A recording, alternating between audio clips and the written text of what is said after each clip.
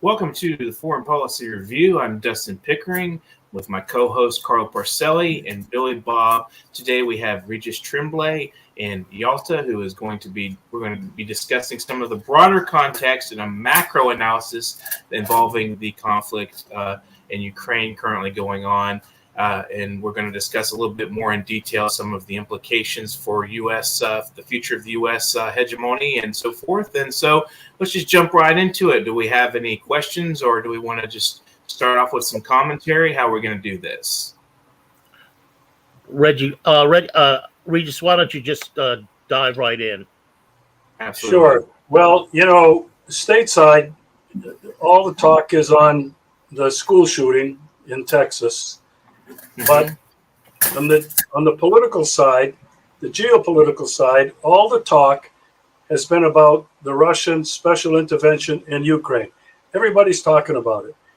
Tony Blinken talks about it just about every day.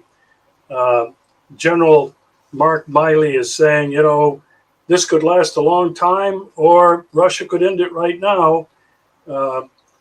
And I've been following this every day and what everybody's saying, but I prefer to look at it this way. This special intervention by Russia will end when Russia says they've achieved all of their goals.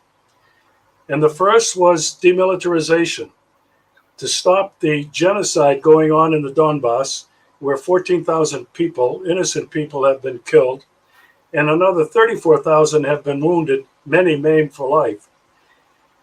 The second objective was the denazification. And I got to tell you guys, to get rid of an ideology that has been growing and festering for now 77 years since the end of World War II, the whole Stepan Bandera Nazi ideology is going to take a long time.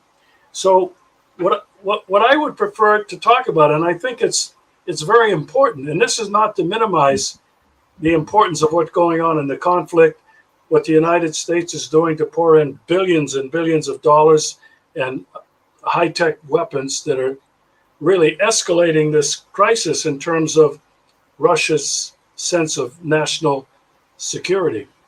So I'd like to talk about, for example, the sanctions. There are 10,000 sanctions that have been placed on Russia since 2014. Most recently, I think it was another 6,000, that Blinken, Biden, Milley, Lloyd Austin, all of the Victoria Nuland, all said this is going to ruin the Russian economy. It's going to force it to collapse, and it's going to overturn Putin, and we'll get the regime change we wanted. Well, you know what, my friends? The sanctions have hardly hurt Russia. I'll tell you in a moment how they have.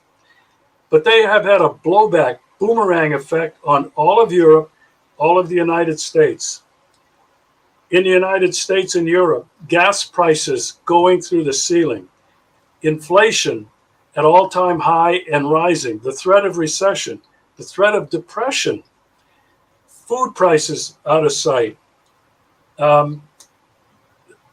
commodity scarcity, an interruption in the food chain, the transportation and delivery of foods and goods that we rely on. These are things that I think are very serious and very telling. The same thing is happening across Europe. They're trying to ban Russian gas and oil. They can't live with it. America can't live without Russian gas and oil. I forget what percentage America imports, but 15, 20, maybe 30%. And so people, number one, now are beginning to go hungry in the United States and across Europe. They can't afford the gas to put in their cars. In Europe, they need the gas to run their factories. Thousands of people have lost their jobs because factories have either shut down or really downsized. People are worried about heating their homes this coming winter. And the governments in both countries are acting not in the interest of their people. People all across Europe, millions and millions, have been protesting now for months against these policies of the European Union, mostly non-elected officials. So I'd like your guys' take on how you see this blowback effect, this boomerang effect of the sanctions on the United States. And then I'll comment a little bit on how we haven't hardly felt them here in Russia. Well, one question I would have is, the gas prices are going up, and domestic oil production in the U.S. has been surging as well. And I'm just curious, why do we rely so heavily on Russian oil and gas? Well, I think Russia has an abundance of gas and oil. It's really obvious. The United States has been saying it's been energy sufficient, self-sufficient, where it really hasn't. And Dustin, I'm sure you know that during the Biden administration, they have not given the oil companies new permission to drill new wells. Right. They've been eliminating pipelines. Biden won't approve them. And so in the past, before all of this, Russia really became a major player, including with OPEC. And gas was sent and exported to where it was needed. And right now, America's starting to feel the pinch. Now, the Biden administration says that they're not expanding licensing or leasing because there's hundreds of millions of acres of land that's already been leased to the oil companies that they have not explored yet, and that's their rationale for not expanding domestic oil production. But certainly, everything you said about commodities being available here in the U.S. is true. I mean, the prices are they are significantly higher. Now, I will say one thing: the U.S. people are they'll take abuse as an excuse. They don't follow logic very carefully. They're kind of sadistic. There's a kind of sadism that they'll apply to their own personal lives. I don't know if it's I don't know if there are other countries that would do it, but people in the United States will always find a scapegoat. I'm sure we're getting around to the point where African Americans will be blamed for the oil shortage. They'll figure out some logic to do that, and it'll be all over Fox News and tacitly come out of the administration in a very subtle way that they'll do anything other than face what the actual situation is. But yeah, I mean, that's the reason given by the Biden administration for not expanding domestic drilling. The policies of the U.S., our foreign policies, are directly contributing to the global shortage. We have, sanctions against Venezuela. They have a lot more proven oil reserves than any country in the world. We have sanctions against Iran. So Iran and Venezuela can't get their oil online. And then, we want to blame Russia for starting a war. And that's the reason that our gas prices are high. But it's just preposterous. The other thing is, in the United States, we don't have oil. The U.S. doesn't have oil. There's no national oil company. Every bit of oil in the United States is privately owned. Like that's, as the citizens, we don't have oil. There's no we in the United States. It's an oligarchy. It's capitalism, and there's no nationalized oil industry. So we don't have anything. The rich people have oil, and they will sell it to us.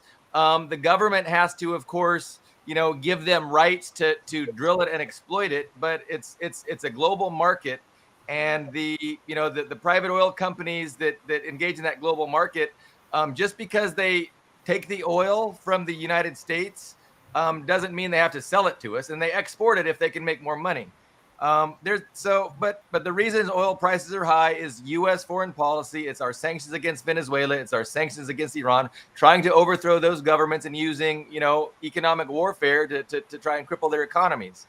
And I mean, but I'm optimistic. Regis did a great presentation on what's going on. vis-a-vis Ukraine, and I think the U.S. is definitely on their heels with regards to the sanctions being ineffective against Russia, against the military operation going well for Russia. I'm not going to prognosticate about precisely how it's going to go and how things are going to look in 3 months, 6 months, but I'm tremendously optimistic that Russia and China have their ducks in a row, and they thought this through, right?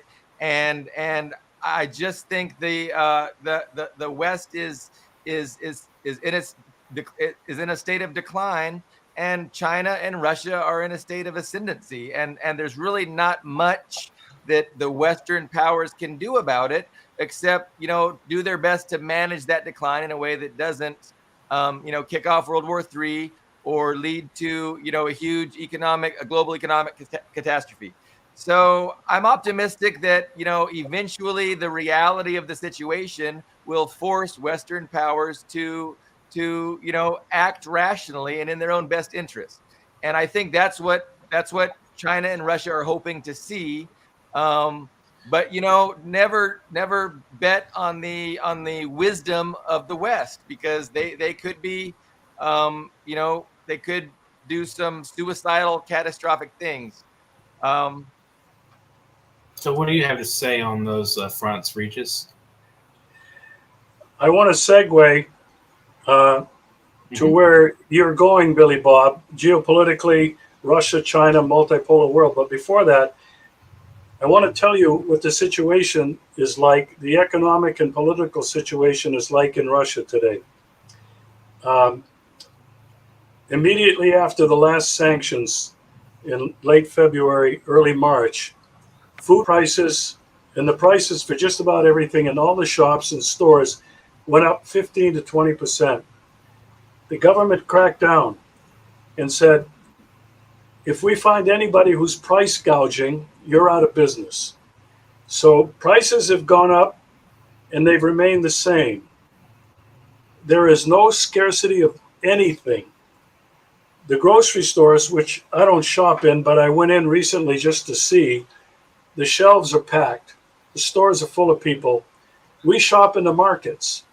No scarcity of anything. Fresh fruit, vegetables, meat, any kind of meat you want in abundance.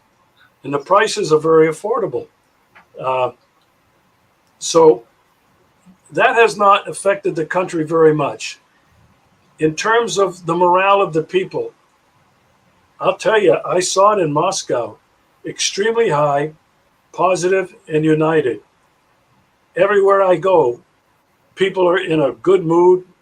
They're going about life as they always have. Now, here is where Russia is struggling.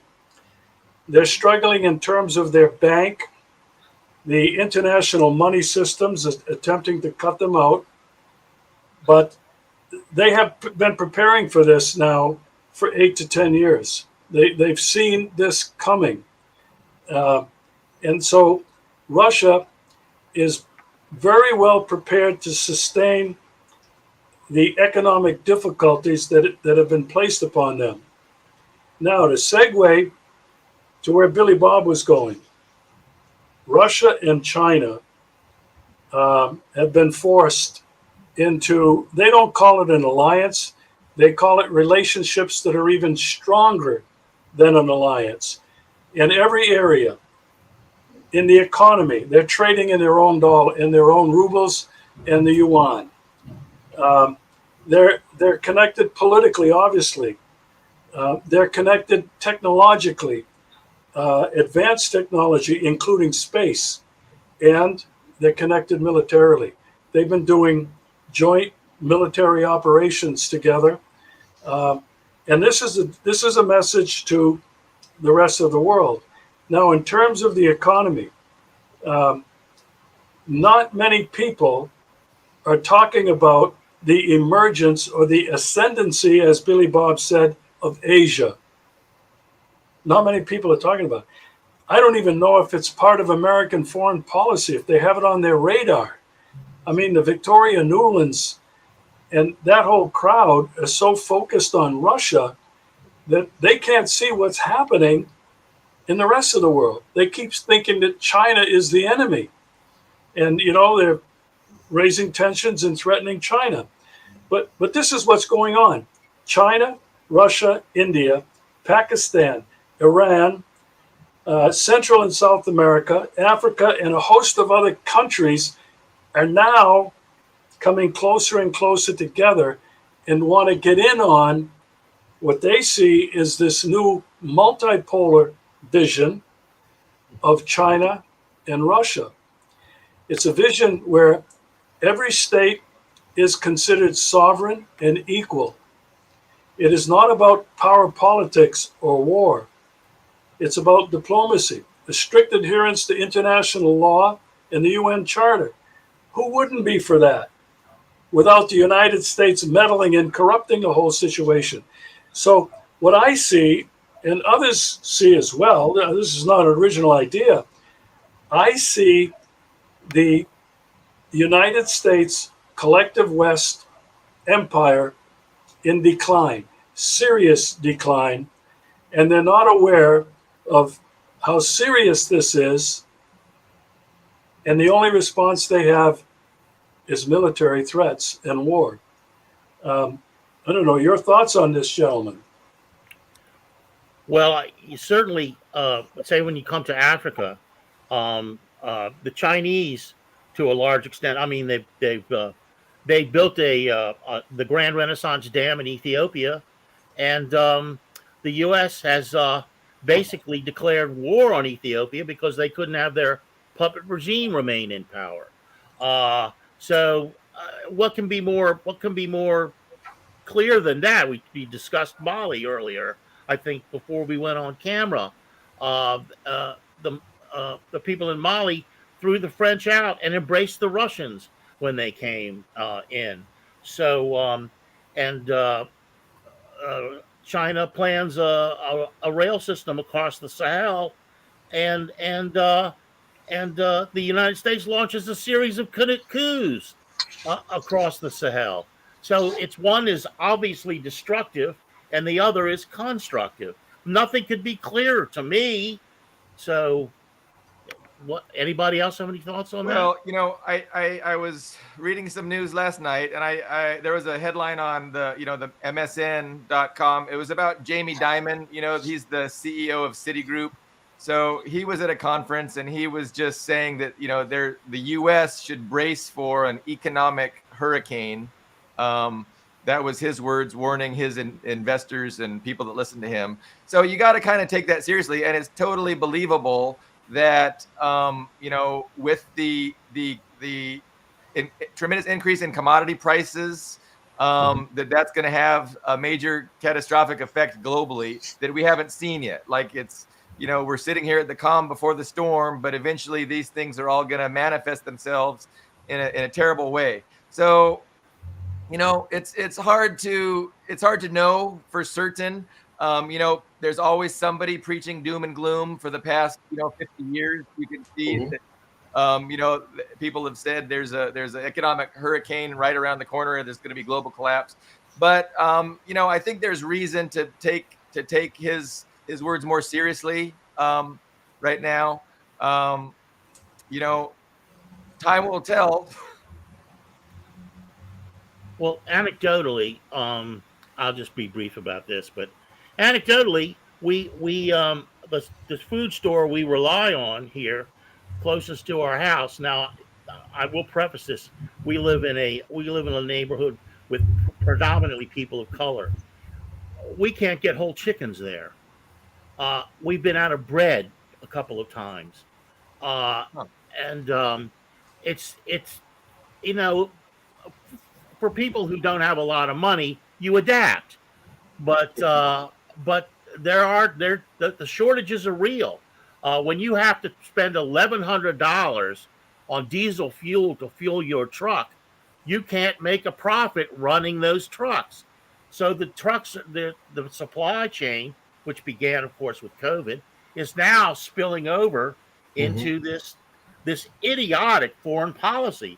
So the foreign policy is is just exacerbating the situation domestically. And I like to see some sort of change among people, but I kibitz with a lot of people online. Down here on the killing floor, as I like to call it, because I have no influence, and they don't know who the hell I am and don't really care. But they're idiots. Americans remain idiots. They're firmly in the idiot camp, and they will basically bet their lives that they can maintain stupidity and ignorance and delusion. I've never seen. Well, of course, I only really have these people, but I've never seen the delusion so great as now. I mean, just on the Ukraine, these idiots. I mean, you tell them that Kiev and Kharkiv were feints. They're classic military feints. I don't know anything about military strategy, but I could see that. But they went, oh, great victories. Well, you know, who do you have to blame for that? You have the U.S. media to blame for that. I tend to ignore the mainstream media. But when I go look at it, I am just appalled at how willing they are to flat out lie. Flat out when people's lives are on the line. It's astonishing to me that this can exist as an entity on the planet. The falsehoods are just astonishing, and I'm with them every day. I'm arguing with people till 4 a.m. about no. I mean, here it's not true. It's not true. Here it's not true. You have Google. Use Google. Read something else besides the New York Times, though they don't even read the New York Times, or the Washington Post. It's just a CIA rag and has been all my life. It's I don't know what's going to happen here. I don't know what happens. People just in the United States don't have as much leeway in the power politics as the upper classes, and maybe they're just not really as engaged. And if there was some way that it would affect them more, and it's starting to, that they would be more engaged politically and socially with global politics. Yeah, and the media has been telling them what to believe for decades now. I would just add this anecdotally, and then we can transition to Jamie Dimon and his prediction. But my ex, whom I'm not in touch with really at all, but I needed something, and I have 2 boys in the military. One of them is getting out now after 14 years. And she said, you know, I know politically you've made your own decisions, and basically, you know, I don't want anything to do with you. But she said, I'm so proud of our American men and women who serve their country in the military. And then she said, I'm proud of our wonderful country, and I don't like it that you've disowned it. And I'm replying, I've got a draft of a very long thing. I said, your wonderful country, founded on genocide, slavery, and the theft of resources all over the world, and it continues today. Your wonderful military that since World War II has killed 27 million innocent people in Korea, Vietnam, Central and South America, Asia, the Middle East. Tell me what's wonderful about this. And tell me what's wonderful about no money for education, infrastructure, healthcare. You're divided over a dozen or more basic issues like religion, like politics, like immigration, like LGBTQ plus. You're getting school shootings, 20 or so in the last, since May 24th, I guess, since the shooting in Texas. Yeah. I said, tell me what's wonderful about this. Anyway, to get back on point, which Billy Bob tried to get us there, Jamie Dimon's dire forecast. Well, you know what? I think Jamie Dimon and his banker friends and the elite, they have a pretty good idea of what's going on globally. They are globalists. They're Yeah. part of that global family of moneyed, very wealthy, moneyed people.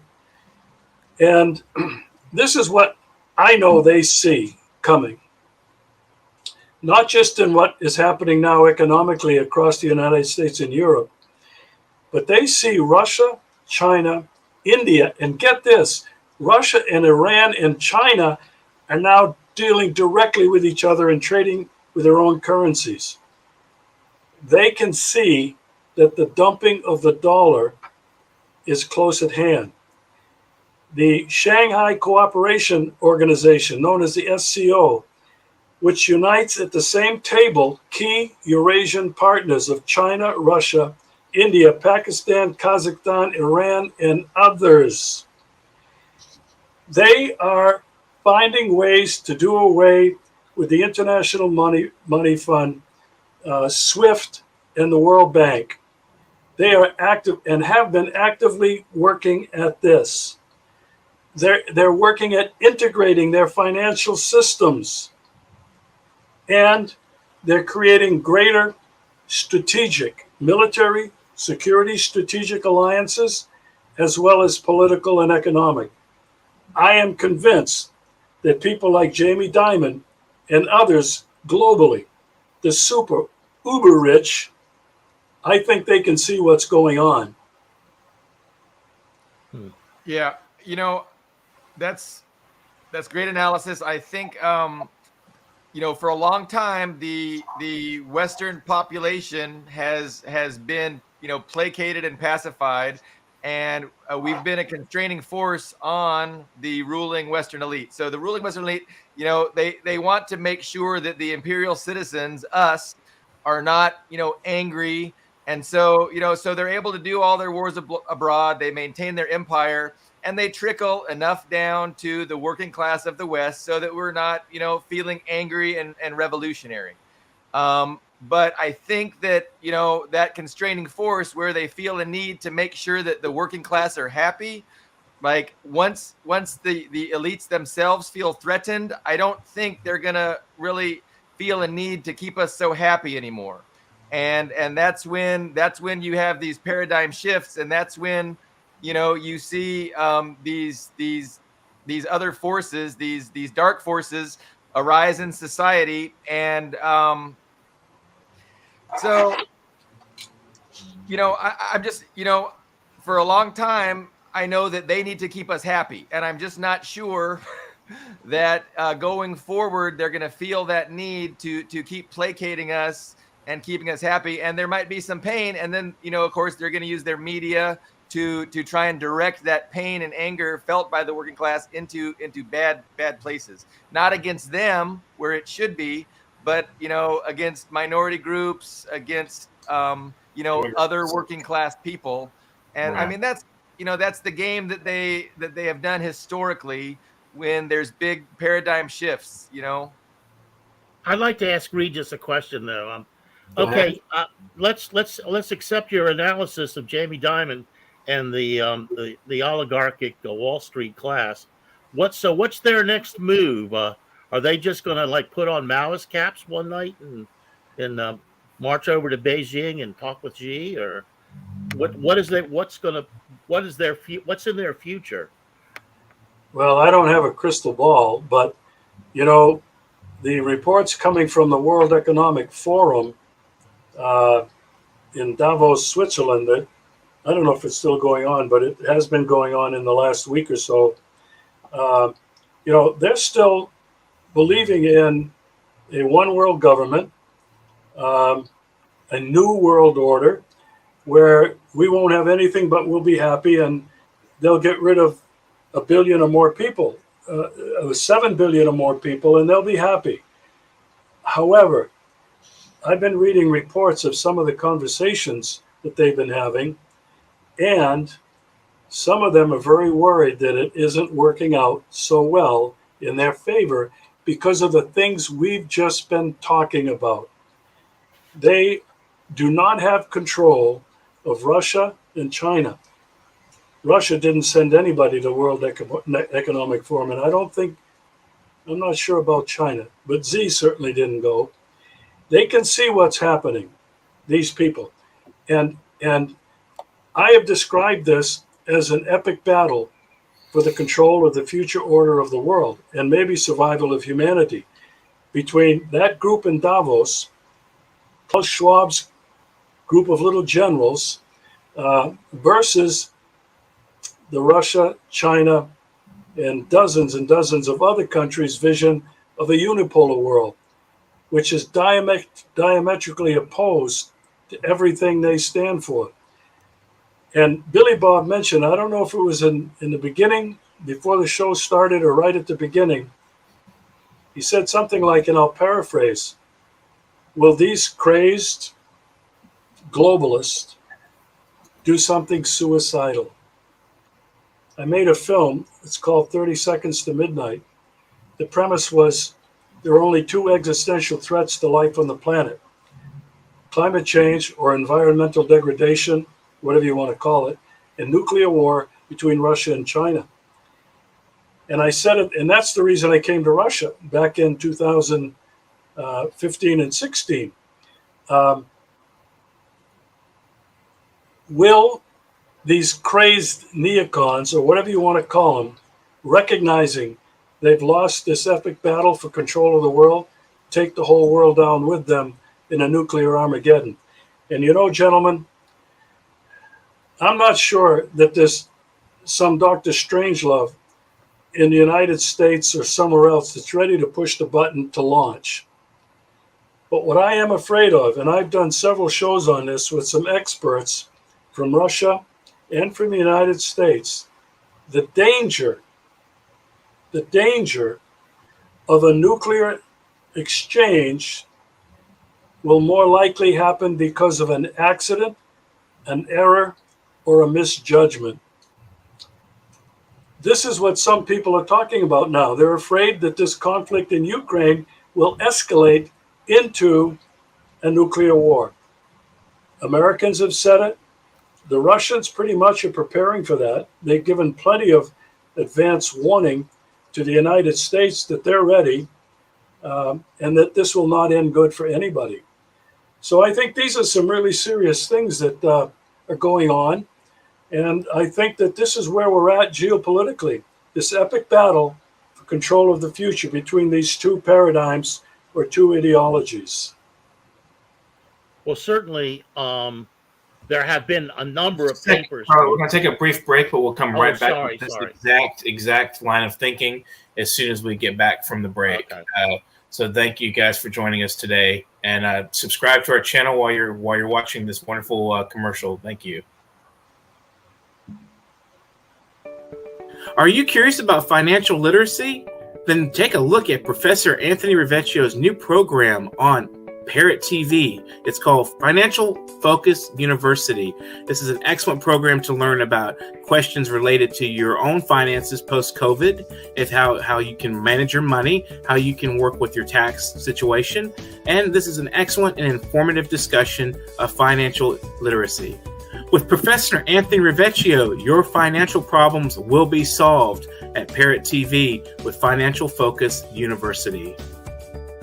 Do you know that there is a publishing company that wants to make life easier for you as a writer? This publishing company is called World Inkers Printing and Publishing. We publish in all different languages, and we're looking for writers of all genres, all formats. We're looking for scholars, ghostwriters, playwrights, poets, short fiction, novelists, you name it. We're looking for anybody who is interested in writing and the craft of writing to be in touch with us. You can reach us at info.worldinkers@gmail.com. With World Inkers Printing and Publishing, you do not require a lot of money to publish with us. Contact us today at info.worldinkers@gmail.com. Become a winner with other authors at World Inkers Printing and Publishing. Give us a shot. We will surely finish you.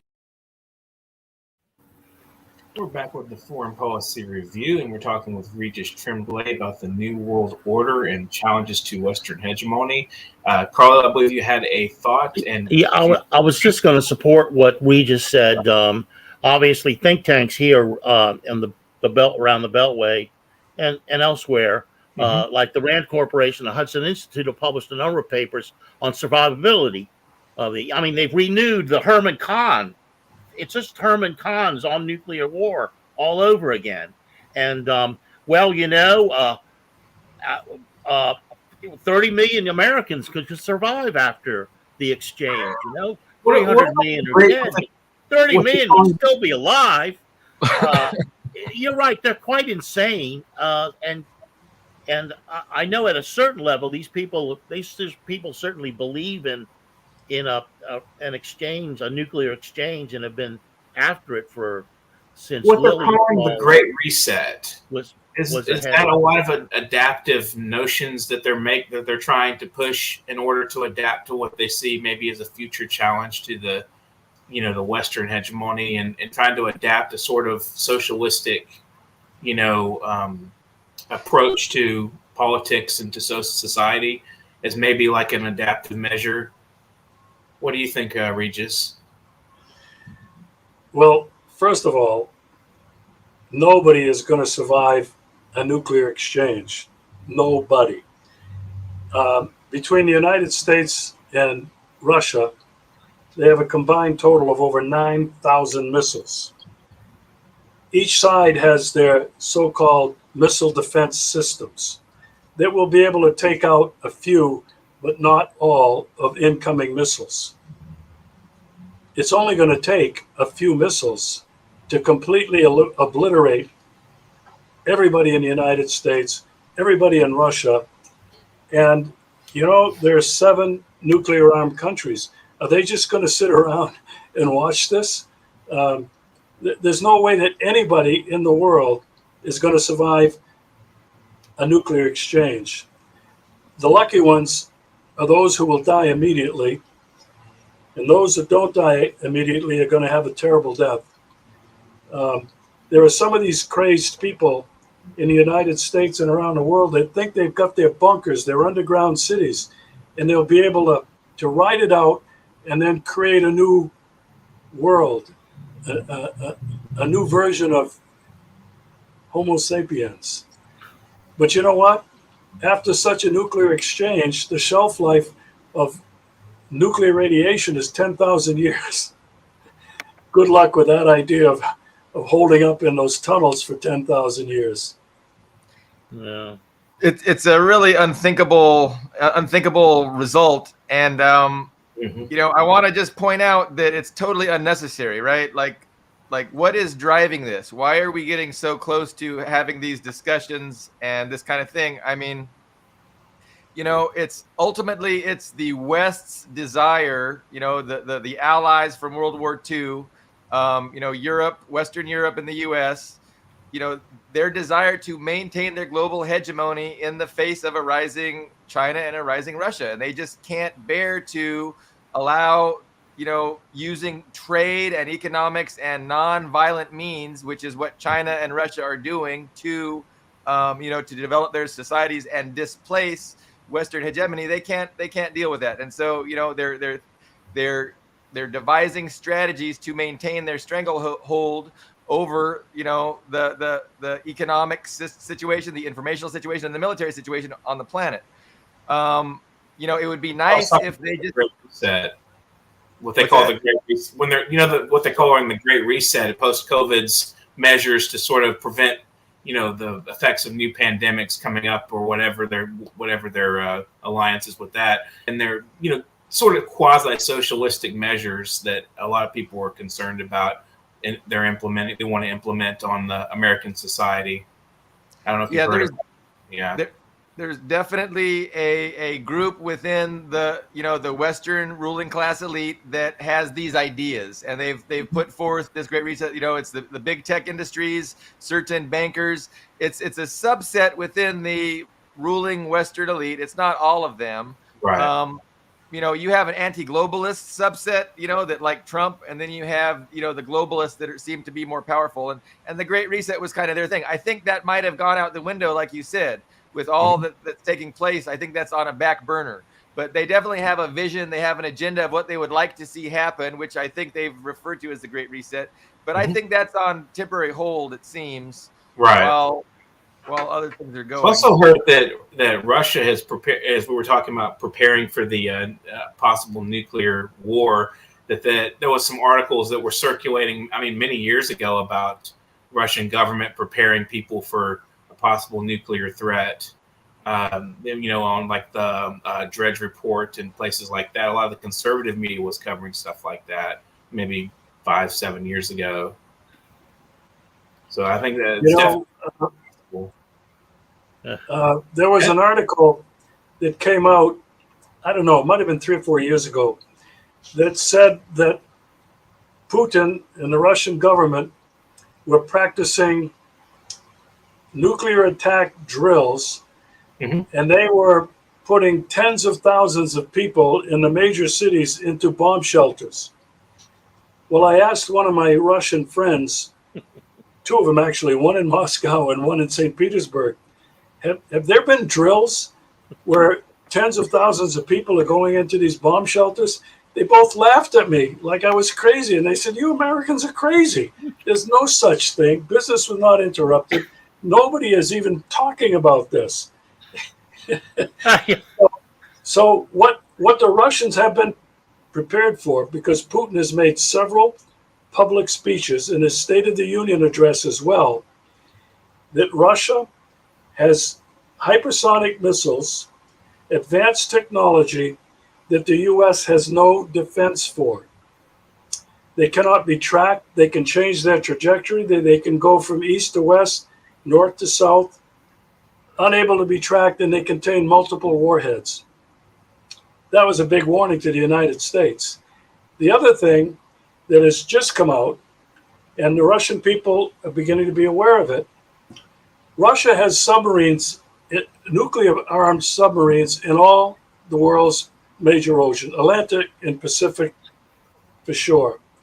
They can't be tracked, they're undetectable, and they can fire ICBM missiles that will totally wipe out the United States.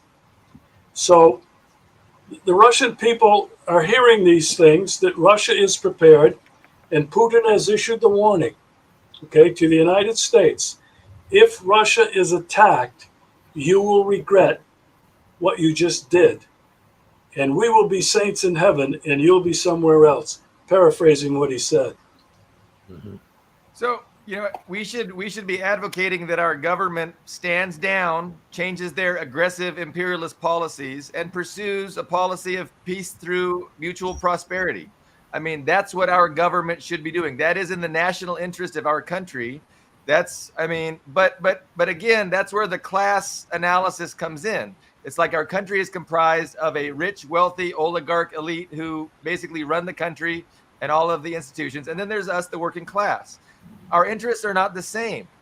And, since our government is controlled by this wealthy elites, they're going to use the policies of our countries and they're going to weaponize our country to further their own interests. And so as the working class, we need to demand that we have a government that doesn't just pursue the interests of a rich, wealthy elite, that they pursue the interest of the vast majority, which is peace through mutual prosperity, take us way back from the brink of nuclear war, end our global empire. We have military installations in more than 75% of the world's countries. I mean, we're not funding our healthcare, our education, our infrastructure. People that have asthma can't afford their asthma medication, and they end up dying because we would rather have a global military, a global empire. So, that's what the working class do. We should all take to the streets today and demand that our government, start representing the interests of the vast majority. But people are brainwashed in this country. That's just so far from happening. You mentioned a very important point, Billy Bob. This is a class war that's been going on. Yeah. Not just in the United States, but at least throughout the collective West. It is a class war. During the Occupy movement, we had an expression, the 99% and the 1%. Yeah. That's class warfare. I think that's a very important point and distinction that you just brought that out. helps to explain why our country does the crazy things that it does, why Europe is doing the crazy things that it does, eager to jump at this at this assault against Russia and cutting themselves off from the very necessary, energy. It's the only explanation for it is the class analysis. And that, Yep. it's not the rich elite that's going to suffer in Europe. And so the rich elite is happy to make the working class suffer because the rich elite's going to do fine. And at the same time, the rich elite is furthering their interest by making sure that Russia is not able to further integrate its economy with the West and further displace the U.S. But it's a lot to get into. But that points up the importance of propaganda in all of this. Yeah. Yes. Edward Bernays on down, who influenced Joseph Goebbels, and it wasn't the other way around. So, and the U.S. population has been so intensely propagandized that what you and Regis what Billy Bob and Regis just said, they would absolutely deny. They could not have bread to put on their table for their family tonight, and they would say you were wrong, and they would have some other explanation for it. That's how deluded they are. So and the other thing is the oligarchs don't give a rat's rectum about the working class. They don't give a fuck. They don't care. We got a great philosopher here. He died a couple of years ago, George Carlin, and he hit the nail right on the head. They don't care. Well, a lot of people have said this. They don't care about you, he said. They don't care. So how does that factor in? I think George was right. They don't give a rat's rectum about. Yeah, George was right about a lot of things. Yeah, I've downloaded some of his best for fear that YouTube is going to start cleaning out a lot of that stuff. I'd like to transition back to the geopolitical threats to the United States. We've been talking about China, Russia. We need to talk a little bit now of something that's part of that vision of a multipolar world. And China has taken this Belt and Road Initiative as a strategy that seeks to connect Asia with Africa and Europe via land and maritime networks. The aim is to improve regional integration, increasing trade, and stimulating economic growth for all, and becoming a major player in the world. This is already taking place. And there was a couple of geopolitical theories. At one time, it was the maritime Silk Road. Whoever controlled the seas controlled the world, politically, economically, and militarily. Then there was a theory by Alfred Thayer Mahan about the heartland. Who controlled Eastern Europe would control the heartland. That was considered to be where the center of the economy and politics was going to take place. And then the Chinese came up with the new Silk Road, or the one bridge, one road vision, which is going to unite China. Imagine this now: rail, air, bimodal facilities, all the way from eastern China, all the way to Portugal, and then down through Africa. Imagine now, the one that controls all of that will be the new global hegemon, do I dare say? Mm-hmm. And Russia and China are the two major players. And what an improvement that would be on the status quo. A world of peace through mutual prosperity, respecting the sovereignty of other nations. That would be a tremendous improvement over how the West has squandered their political hegemony since 1945. The Cold War, developing a military empire, the 27 million people that, was that Regis or Carlo brought that up earlier? 27 million deaths from the Western imperialism in, Korea, Vietnam, Central America, etc. So yeah, what a much better approach to being the global hegemon is this peace through mutual prosperity and trade and development that China is pursuing. And that's You know, I mean, that's what we should be supporting as the global working class. That's the kind of approach that is in everybody's interest. But it's not in the interest of the Western ruling class elite, who right now benefit from this obscene amount of wealth, power, and privilege. And they don't want to see that go. They don't want to lose it. And so they're going to fight against it, and they're going to try and convince us to do the dying on their behalf. But that's the history of the world. That's the Right. history of that struggle for the last, 500 years. Power is the ultimate I aphrodisiac. would say the last many thousands Millennia. of years. Fair enough. You know, ever since the cavemen in the Stone Age started killing each other with rocks, over the centuries, we as humanity have improved our killing technology a millionfold. Now we can wipe out the entire human race. But people have always asked the question, well, what is it? What is it in our human nature that's defective? Some people call it evil, that Satan has taken over. I'm not a religious person anymore. I consider myself a spiritual person. I'm not a believer in a monolithic anthropomorphic God. I believe in the power and energy of the universe, and we're all connected. But in the New Testament, they came up with the idea of original sin. Now, I used to think, that's kind of crazy. And the only one that can get rid of original sin is Jesus, the Son of God, who died for all of our sins. And if we're baptized, we get rid of sin and original sin. Well, I think the idea of original sin might come fairly close to what it is that is lacking in our human nature, or somehow has become part of it. That's an age-old question, but one that still plagues a lot of us today, trying to figure out what the heck it is that is in our human nature. I can only say, when you look around at what's happening today and what has happened for millennia, humans killing each other is not human. And I think that is a powerful force, and that powerful force, I think, is evil. Well, one time you were in a Carmelite seminary, right?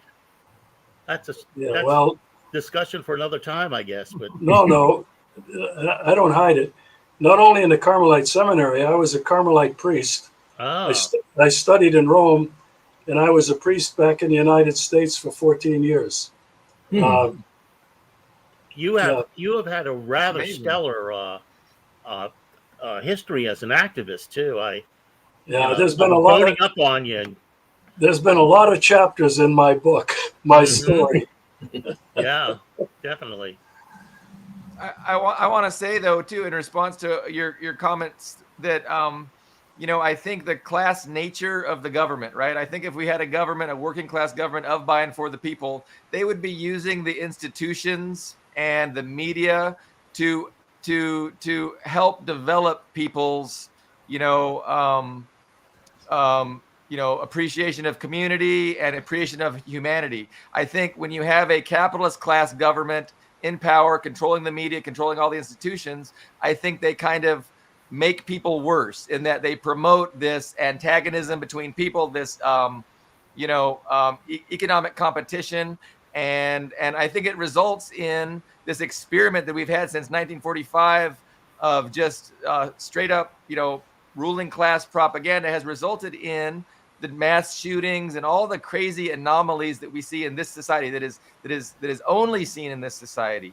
And I think a lot of that is because of the class nature of the political, the political parties in charge.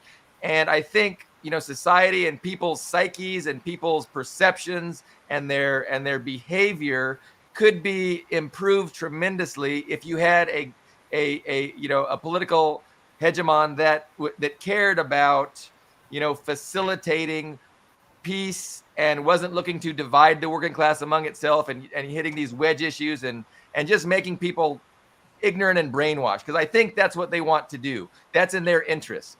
And that's what they do very well. And I think, again, that results in a lot of the evil that you touched on. Our quote unquote founding fathers came up with an incredible document. It said all men are created equal. They didn't really believe that because they were an elite class, and Native Americans, slaves, women, the working class did not have rights. But if we could go back to that document, it said, and I'll paraphrase, all men are created equal with the same rights, inalienable rights to life, liberty, and the pursuit of happiness. We just might find our way again as a really incredibly wonderful country. Absolutely. Wonderful ideals we've presented that have, I think, historically bared some fruits. I mean, everything from suffrage to, liberation of the slaves and, everything. But we have to fight for all of it. Right. And right now, most of the people in the United States are just laying over and they're not fighting anymore. Our unions are being destroyed. They're ineffective. Mm-hmm. Our human rights are being taken away from us. I mean, you can go even the freedom of speech, the freedom to do what we want, where we want, and how we want. We've been denied all of this now. And it's unfortunate that the American people, as you all have said, have been so propagandized, brainwashed, that they're like Rip Van Winkle. They're asleep, and they just don't have any fight in them anymore. And this is what is really tragic about the demise and the fall of the United States of America. The people have lost their power. Well, that's all we have. All the time we have today. So I'm going to go ahead and conclude the program. Thanks for watching, everybody out there who has been keeping afloat here for this program today. And if you haven't, subscribe to our channel, the Foreign Policy Review, Parrot TV. And thanks for viewing today. And have an excellent day. And do some research and some writing and some reading.